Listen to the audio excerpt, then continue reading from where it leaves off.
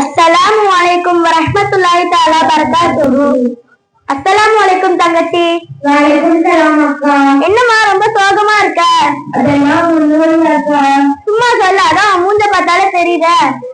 உங்ககிட்ட சொல்றதுக்கு என்ன, எனக்கு கேட்டாலும் தோல்வியாக போகுது. நேரமே தெரிஞ்சக்கா, என்ன பண்றது? ஏம்மா என்னாச்சு? என் மகளுக்கு கல்யாணம் ஆச்சு. ஆனா 2 மாசத்திலேயே புருஷனோட சண்டை போட்டுட்டு வீட்டுக்கு ஓடி வந்துட்டா. நல்ல நேரம் பார்க்காம கல்யாணம் பண்ணி வச்சோம். அதான் இப்படி ஆகுதுன்னு நினைக்கிறேன். அதுக்கு ஏமா நேரத்தையும் காலத்தையும் திட்டுற? ஏன் திட்டக்கூடாது?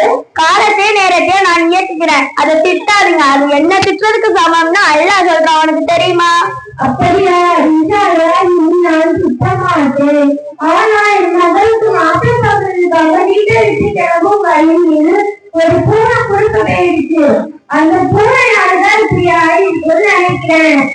ஏய், நீ முதல்ல பூனைக்கு கெட்ட நேரம் கெட்ட காலம் காலத்தை திட்டின. இப்ப பூனை குறுக்க போயிடுச்சுன்னு பூனையை திட்டுற. பூனை குறுக்க போனனாலதான் உன் பொண்ணோட வாழ்க்கையே வீணா போயிடுச்சுன்னு பூனையை திட்டுற. ஆனா நீ குறுக்க போனனாலதான் அந்த பூனையே செத்துருச்சு. அது உனக்கு தெரியுமா? அப்படியா? அது மட்டும் இல்லாம சகுனம் பாக்குறது, நேரங்காலம் பாக்குறதுன்னா சைத்தானோட வேலைன்னு நபி ஸல்லல்லாஹு அலைஹி வஸல்லம் அவங்க சொல்லியிருக்காங்க.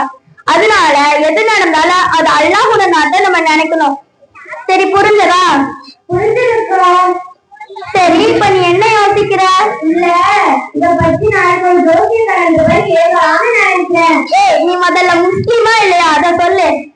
என்னக்கா அப்படி கேட்டீங்க? பின்ன என்ன, நீ செய்யற ஒவ்வொரு காரியமும் இஸ்லாத்துக்கு எதிரால இருக்கிறது. நேரகாலம் பாக்குறது, சகுனம் பாக்குறது, ஜோசியம் பாக்குறதுன்னா அல்லாஹ்க்கு கோபத்தை உண்டாக்குறது. அது மட்டும் இல்லாம ஜோசியம் பார்த்தா நம்மளுக்கு 40 நாளோட தொழுக கூடாதுன்னு நபி ஸல்லல்லாஹு அலைஹி வஸல்லம் அவங்க சொல்லியிருக்காங்க. இதுல எது சரி எது தவறுன்னு தெரியாம செஞ்சுருங்க. இன்ஷா அல்லாஹ் இனி நான் செய்ய மாட்டேன்.